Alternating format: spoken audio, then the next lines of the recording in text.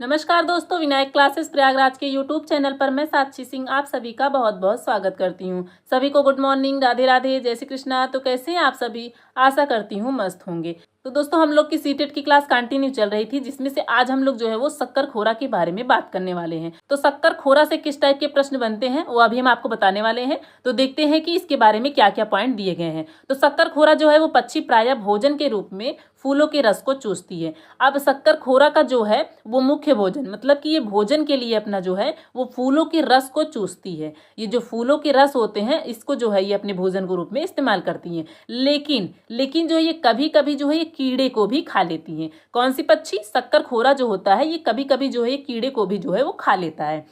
ये अपने घोंसले किसी छोटे पेड़, झाड़ी की डाली पर लटकता हुआ बनाते हैं। अब यहाँ पे इंपॉर्टेंट पॉइंट क्या है कि ये झाड़ी की डाली पर जो है लटकता हुआ घोंसला बनाता है। लटकते हुए घोंसले से क्वेश्चन बहुत पूछा जाता है और बहुत कंफ्यूज किया जाता है कि ये जो है शक्कर खोरा से क्वेश्चन 2024 में जो है सीटेट में पूछा गया था कि कौन सा ऐसा पक्षी है जो पेड़ों से जो है लटकता हुआ घोंसला बनाता है। उसमें शक्कर खोरा का भी ऑप्शन में नाम था।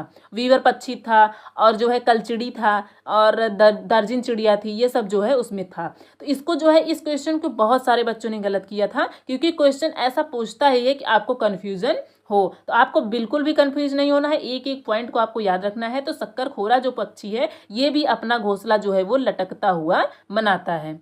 तो ये जो है छोटे पेड़ की डाली पर लटकता हुआ घोंसला बनाता है, जिसमें से ये किस चीज का प्रयोग करता है? तो बारीक घास, पतली टहनियाँ, बाल, सूखे पत्ते, रुई, पेड़ की छाल के टुकड़े, कपड़ों के चीथड़े तथा मकड़ी के जाले भी लगे होते हैं। इन सभी चीजों का प्रयोग करके जो है ये अपने घोंसले को बनाता है। कौन सा पक्षी? शक्कर खोरा। इसका भी जो है घोंसला वो लटकता हुआ होता है।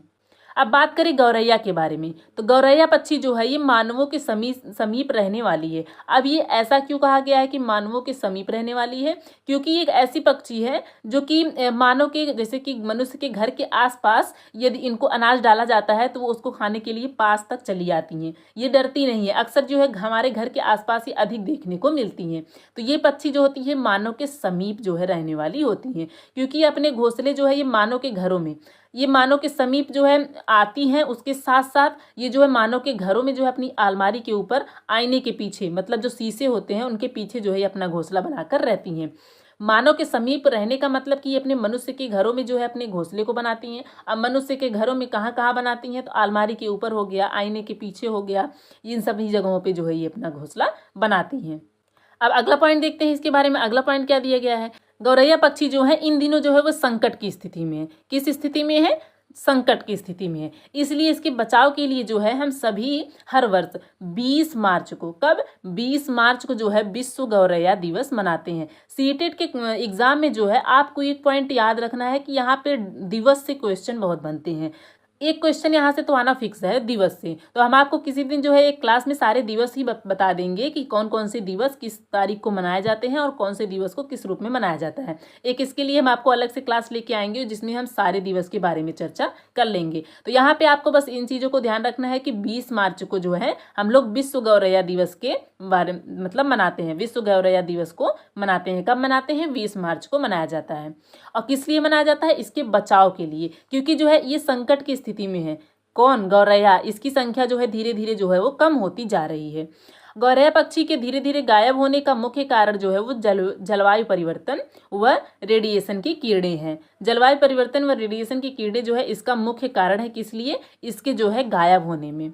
अब अगला पॉइंट है जो है मैना के बारे में। देखते हैं कि मैना जो है क्या है। मैना से क्वेश्चन बनता है कि कौन सा ऐसा पक्षी है जो है अपने गर्दन को झटके से जो है वो आगे पीछे करती है। तो वो क्या हो जाएगा? तो हो जाएगा मैना।